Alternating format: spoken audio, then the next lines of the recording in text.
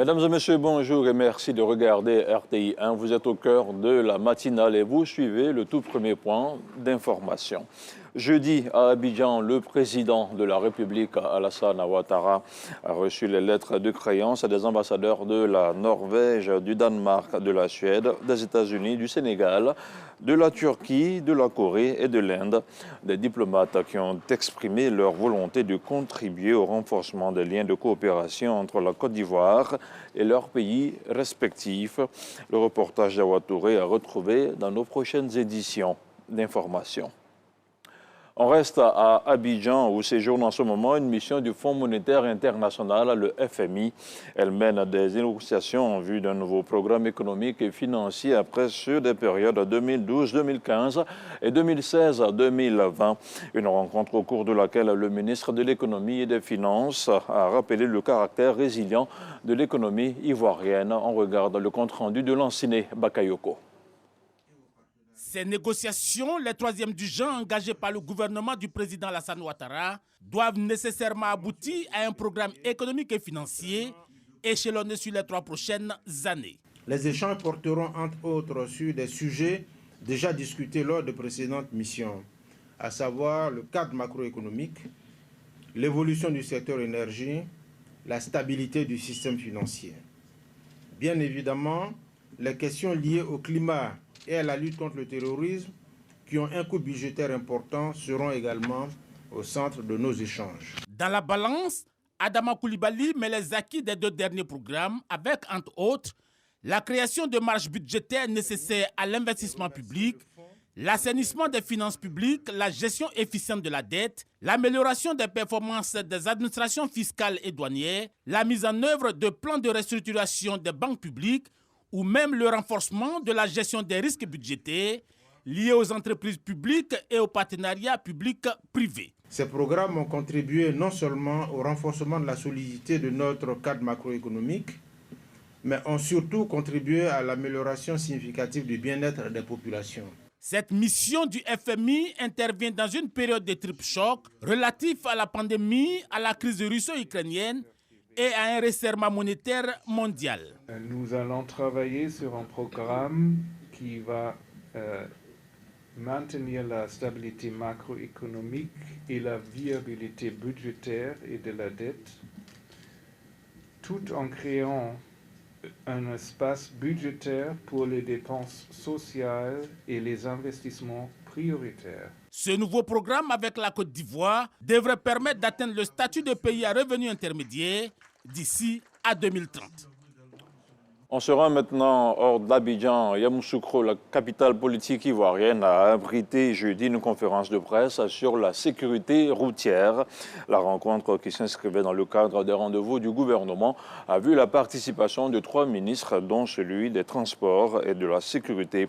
Entre 2020 et 2022, la route a tué au moins 4000 personnes en Côte d'Ivoire, d'où l'instauration récente du permis à points pour tenter de juguler le phénomène. On retrouve la correspondance de Kader Sogodogo. Le ministre de la Communication et de l'Économie numérique, Amadou Coulibaly, porte-parole du gouvernement dans son rôle de modérateur, a à ses côtés le ministre de l'Intérieur et de la Sécurité, Vagondo Diomondé, et le ministre des Transports, Amadou Koné. Une conférence de presse qui se situe dans le cadre des rendez-vous du gouvernement. Un sujet d'actualité, la sécurité routière. Un thème, la modernisation du transport routier en Côte d'Ivoire, enjeux, défis et perspectives. Les accidents de la route ont fait 1505 morts en 2020, 1614 en 2021 et en 2022, 1051. Il fallait réagir. Une stratégie plus resserrée a été adoptée donc, par le gouvernement sur 5 ans, de sorte à réduire de 50% en 2025 le nombre de tués sur nos routes. Donc l'objectif est vraiment d'être en dessous de 800 tués en 2025. Vidéo-verbalisation, caméra de surveillance, permis à point. Le gouvernement sort le grand jeu. Nous sommes le premier pays en Afrique subsaharienne à s'engager donc dans le permis à point. Et c'est une très bonne chose pour la Côte d'Ivoire et nous pensons que cela va venir accompagner les résultats encourageants que nous enregistrons. La police et la gendarmerie vont jouer leur partition.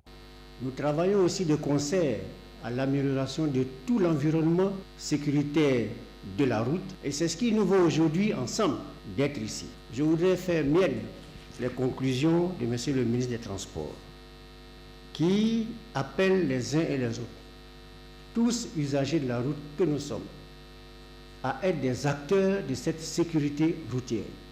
Parce qu'il s'agit de préserver des vies.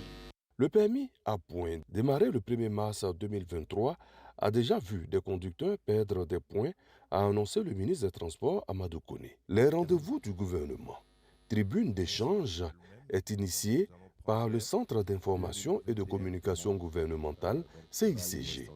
Pour la deuxième session, comme c'est le cas ici à Yamoussoukro, les membres du gouvernement, à 2 ou à 3, seront face à la presse. L'événement se fera cette année dans les capitales régionales. Dans l'actualité internationale au Nigeria, les deux principaux opposants accusent la commission électorale indépendante d'avoir manœuvré pour porter au pouvoir Bola Tinubu de l'APC. Atiku Abubakar et Peter Obi ont tous deux pris la parole hier jeudi pour dénoncer un processus entaché d'irrégularités. Ils ont annoncé qu'ils allaient saisir la justice. De son côté, le président élu, Ahmed Bola Tinubu, affiche une attitude de rassembleur. Il a tendu la main à ses opposants, les invitant à travailler avec lui.